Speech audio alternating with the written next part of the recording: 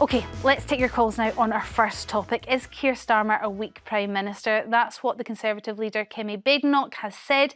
She put out a tweet yesterday saying, "It was clear at the weekend that the Anti-Corruption Minister's position was completely untenable, yet Keir Starmer dithered and delayed to protect his close friends. Even now, Bangladesh files a criminal case against Tulip Siddiq. He expresses sadness at her inevitable resignation.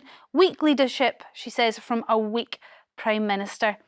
Now, Keir Starmer has not only been called weak, he's also been accused of being a crony Prime Minister who hires his friends into important roles. I think Keir Starmer has a blind spot. He's got bad judgment. He's more interested in supporting his cronies than he is in making appointments with integrity. It just shows he is a crony Prime Minister. He is not making appointments in the public interest, and he's now twice been caught out. And what makes this so striking is, of course, in the previous Parliament, it was Keir Starmer who cloaked himself in this mantle of sanctimonious moral superiority. So Chris Philp said Starmer had been caught twice there. Now he's referring to Tulip Siddiq, who resigned yesterday, and to Louise Haigh, the former Transport Secretary, who resigned in November. Carole, do you think Starmer is coming across as weak? Oh God, yeah. I mean, more than that, I would say it's much more than weak. It is appalling. This shows his appalling lack of judgment here. Tulip Siddiq was a very close friend of his. This story has been rumbling on for a month now. It was exposed by one particular paper, the Mail, and it's been going on for a month. And day after day, we're reading stories about it. It's undermining him. It's undermining his government. And yet, I don't know what he thought was going to happen. Did he think it was going to go away if he just didn't intervene? Did he think it would just think? But you know, the farce of having an anti-corruption minister who was mired in an anti-corruption scandal. You know, the leader of Bangladesh now, who is a Nobel Peace Prize winning economist, is actually called for and said he wants her prosecuted. He says she's involved in two different things that are happening. Well, they're investigating it, but as far as we're concerned in this country, she hasn't done anything illegal. She should not have been allowed to resign now. She should have been fired when this started happening, or at least suspended until the investigation into her was complete. And you know, Starmer was the guy who when he was just before the election, he vowed to clean up British politics and was always on the back of the Tories about their integrity and how they should behave and their morality. And look at him. We've seen how it makes him not just look weak, it makes him look like he doesn't get how important this is. He doesn't get the public's anger at these repeated scandals. And that, to me, makes him a terrible Prime Minister. Yeah, I'm wondering, is it weak? Could it be poor judgment? Or is it a lack of care on Keir Starmer's part in terms of public perception? The most bizarre part is that the actual starting point from when we felt that potentially this could result in her having to leave office is 2.5 days from when she actually did. How are we summarising those 2.5 days as some sort of like late response and late reaction? Keir Starmer responsible. But Keir Starmer would have known Tulip Siddiq's family ties to the former Bangladesh government. But and so he would have known the public's perception on that if that was to ever come out. But the thing is, you don't know what the public perception is on any issue until the public actually respond to issues. There are things that I thought fundamentally people should be fired for or should never be put into office for. We have an American Prime Minister who has committed a federal crime and he's actually in office. So it doesn't work as straightforward and simple as I think. But the most important thing is, in the time that the 2.5 days that we believe that he's stalled, which has now defined him as weak, nothing could have been created in that time. It's 2 days. And the fact is, we've created a news cycle where as soon as something is said in the public domain, people think it's important just to go around swishing a knife around. But what we've ended up doing is created a very reactionary approach to politics, and then we've made everything and everyone disposable. Where does your 2.5 days come from? This story's now been... She said this weekend. I'm sorry, this story's been going on for the last month. The stories about the properties that she has lived in, the properties she has been gifted. This has been, no, it's not just 2 days, Marvyn. This has been going on for a month. Due process is important. Due process is important. Where's your 2.5 days come from? Because Kemi Badenoch tweeted about this. We've known since the weekend. That's when so as far as I'm saying, she said we've known since the weekend. The extra 2 days it took for her to resign, okay, for me is a part of the due process of investigating things. We've gotten to a point of just literally hearing a story, demanding a response, and expecting the response to be perfectly executed every single time. She has already stated to a newspaper about a property it was she clear owned. at the weekend that the anti-corruption minister's position was untenable. Yes, it happened 2 days later. It did not happen within a reasonable amount of time. You could look at that a different way. She's saying that it became clear that it was untenable at the weekend, but prior to that, Keir Starmer would have known what was happening. Allegedly, we don't know. But the point is, it's clear at the weekend. It happened 2 days later. If the Daily Mail knows, I'm just about to finish my point. Well, no, it happened on the weekend. Say he did. 2 days later, it happened. She's now not in power anymore. She cannot have any further impact. I don't like the allegations against her. I think it is a conflict. But at the same time, going around and saying, oh, you have a news story against you, you now must be gone straight away. That's not what we said. Before the investigation has been concluded is bad leadership anyway. Can I just say, she was asked, not 2 days ago, but days before that, she was asked to provide proof of her funding arrangements and her tax affairs, the properties that have been mentioned. And she wasn't able to provide those. That didn't just happen 2 days. They found no wrongdoing. It just doesn't meet the threshold of public opinion. So why would she which lie? is a higher threshold than doing anything illegal and anything wrong. So it becomes really important that actually, if he says that he's the man who he says he is, and he does the thing that he says it does, it may not happen in a time, but he's done it without any further evidence of illegality. She resigned. Well, this is what I was going to say. She didn't do anything. Does it make him look weak that actually he didn't do anything? Yes. He didn't ask her to resign. He didn't ask her to step down.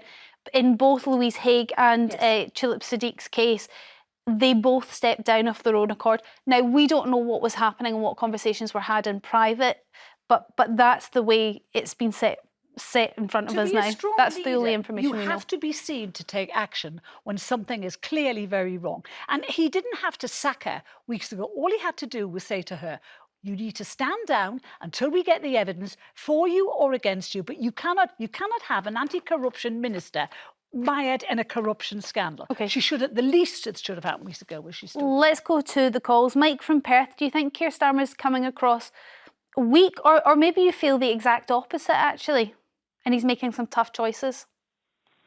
Hiya, I'm 75 years old, comfy Perth. Listen, I'm going to tell you something. At school, I got 2 things. I got my cycling proficiency, my swim certificate. My mother was Irish, and she used to always say my brains was in my hand. Eventually, we repair cars. We're the biggest repair in Tayside. I made it with hard work and common sense. What I think, and I was a Tory, but I think that why would the Labour Party start their course in hitting the pensioners? Okay. Why would they hit the pensioners? Here would be Keir Starmer's defence at the fact that he is not a weak Prime Minister. I suppose I'm saying I think he tries well with the doctors. He's got a lot of problems. I was a Tory, but I'm not a Tory anymore. But I think he's not a bad diddler. I think he's quite a good person. But I think to hit the pensioners at the start of his story. Why hit the pensioners? Hear me out. Well, hear me out, Mike. Because statistically, they are not the most vulnerable group in society. They are not the poorest group in society. And there were plenty of pensioners that were getting the winter fuel payment that potentially didn't need it. Now, there are plenty of pensioners that absolutely do need it. And there is arguments and debates to be had as to where that threshold is. But that, I'm just telling you, that is the defence. Now, it would stand in a defence for Keir Starmer to say that he is not weak because he made that tough choice. He annoyed a lot of people. He made some controversial decisions. He didn't take the two-child benefit cap away either, which I'm sure as a Labour Prime Minister he would like to have done that, but he made that difficult choice as well. He hasn't come in to be a popular Prime Minister. He's come in to make changes, and I suppose that shows a strength of character, does it not? Why did he not make the situation that, like myself, I don't need the 300 quid. There's hundreds of pensioners don't need it. Why did he not segregate them and look after the ones that did need it? Well, and I believe look that's. after them. I believe when it came to pension credits, that's exactly what he did try to do. There is a sort of Didn't work though. The pension credits were delayed. Many people didn't get them. get it this year. So there are complications involved with it. But I suppose what I'm trying to do is defend Keir Starmer, playing devil's so advocate in here, which case, to why- say that he's come in, he's made some really difficult decisions, Carole, and he stood by it, we people don't do that. despite public opinion. I'm sorry, when you have... But wait a minute. Sorry, can I say something? This year, pensions are freezing cold. Why did he not make it that this year the pensioners that could not afford it got it? Because he Yes, so doesn't care about them. That's why he doesn't care about them, because he Carole, knows that his that's vote. nonsense. He knows that his vote is not dependent on pensions. He knows that most is pensioners nonsense. vote Tory, so that's why he's not interested. But he Mike, doesn't it was expect actually trouble. to do with pension credit. There was thousands and thousands, I think 800,000 pensioners out there that should have been claiming pension credit that were not claiming pension credit. When this came in, obviously people were looking at what they were able to ask for, found out they should have been claiming it, and started to. But the process of getting that ball rolling. But why meant did that he they not do missed his out this year. homework? Why did he not do his Well, I mean, homework? Mike, that is a very different question to ask. But what we're asking today is whether Keir Starmer is a weak Prime Minister. Now, whether Keir Starmer showed weakness because when it came out he wasn't going to make as much money from that policy as he thought he was, why he didn't reverse it, you could criticise him for that and say that didn't show a true strength of character, I suppose. You could say he should have U-turned. I think as a person, he's a good guy. Do you? He means well. Why do you think he's a good guy? Because I think he's got to do better than the Tories. That doesn't mean he's a good guy. That's the I think argument. he is. Lots of I people think who he is. voted Sorry. Labour. Okay, he's a says- better guy than the previous leader. I don't think he is at He's all. way more This is the humane, man who said he was going and to he's clean the making tough politics, decisions. and he won't sack his mates. I'm sorry, that did was a say- tough decision. He didn't make it. She's gone though. Yeah, but he didn't make the decision. Doesn't matter, She she's decided gone. to go. Doesn't And why matter. hasn't he sacked his chancellor, who was tanking the economy? You know, he was going on about Liz Truss last year, saying she crashed the economy. She was about to sue him for that. But anyway, and she didn't crash the economy. But his chancellor is. Presumably he would have to sign off on anything Rachel Reeves is He putting forward. completely And signed therefore off. he's Yeah. showing a strength of character No, he's and not. saying, no, these He's are things showing that I his You're loyal stand to by. your team, you have to He's fix showing it. total weakness because it's self-serving. He knows historically, prime ministers, and you can know all you want, Marvyn, historically, prime ministers who sack their chancellors get kicked out very soon after. He knows he has to take responsibility for that budget, which is why he won't sack her, because as long as she's there, she's getting the flack and not him. Mike, thank you very much for your call. Brian from Newport, what do you think? Is Keir Starmer showing weakness here? He is, yes, because he was head of Crown Prosecution. Then him and Tulip came into this at the same time. So he must have heard rumours or stuff like this before through the grapevine with the family, Tulip's family and stuff. But he didn't do nothing. And then with Rachel Reeves as well, with the CV, why doesn't he just stand up and say, look, this is correct, she is this, she is that? He's not, because he's too scared. He's like, oh, in the background. I feel like the public really want people to, they want a leader who's just going to go around sort of yelling and swishing around. I think they do, we complain and say stuff about like Trump and Elon Musk, but people seem to be so excited by the idea of like what they call clarity. But for me, it's just chaos. It's like the way Elon Musk people is are an interesting asking. person to bring up actually with regards to Keir Starmer, because Elon Musk obviously threw a few punches online towards Keir Starmer.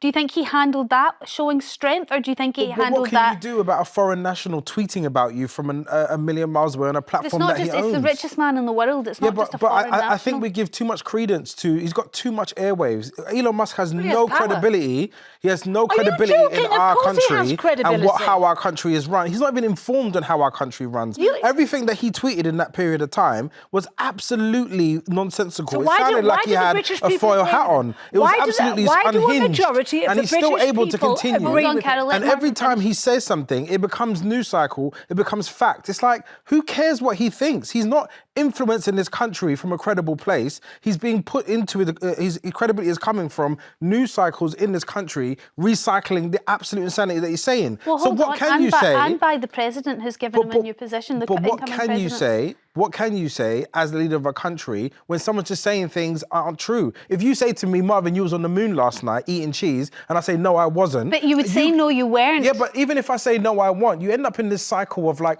commenting on absurdity. So getting on with the job for me is true leadership. We have a lot to do. It is absurd to say Elon Musk has no credibility in this. It doesn't. Yeah, well, either you're not. When was the last time he was here? You're not.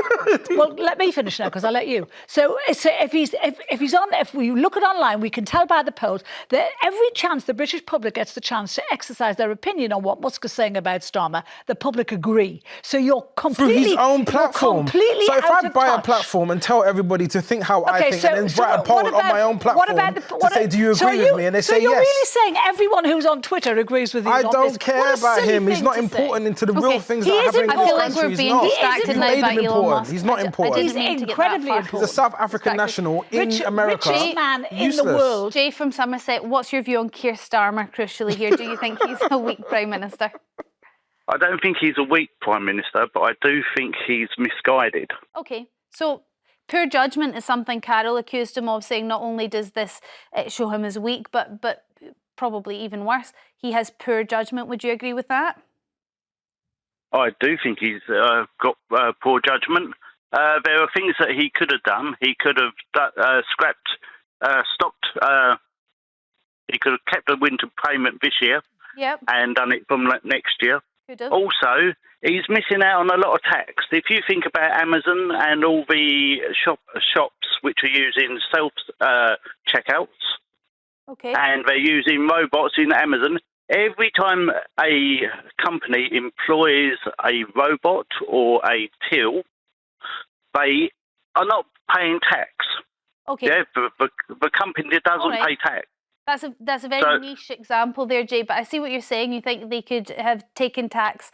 Well, they have. They've taken 40 billion quid's worth of from it elsewhere. She promised you they were never going to take. That's the point. They've imposed billions of pounds worth of taxes on us, and they're now, all they're doing, the money they have now, they're having to use it to pay off the debt when we now have the highest borrowing cost in 27 years in this country, and that is thanks to Rachel Reeves and her budget. OK, Jay, but you think he's just poor judgment rather than weak? I think he shows real poor judgment. OK, Jay, thank you very much for your call. Steve from Birmingham. Good morning there. Hi. Morning. Just wanted to... Hello. Just like to say, Carole is absolutely fantastic. Well, it's very nice, Steve. No one else here thinks so, but thank you. That's not true. We all think you're fantastic. OK, maybe not Marvyn. You'd be deceived in thinking these two don't get on the breaks. They actually do. They do. But Steve, go on. All wrong tell us your view. As for Starmer, he's the worst president, Prime Minister we've ever had. Yeah. I'm a pensioner. I'm disabled. I've only got one leg, and because the winter fill for the old age pensioners. It's disgusting, and what he's doing to farmers. And yet, when you get people like Mick Jagger and Paul McCartney getting winter allowance, I think it's terribly wrong. I paid taxes for 50 years and get nothing now. Steve, I think you've got elements of that absolutely spot on. Yet the farmers are very annoyed at him.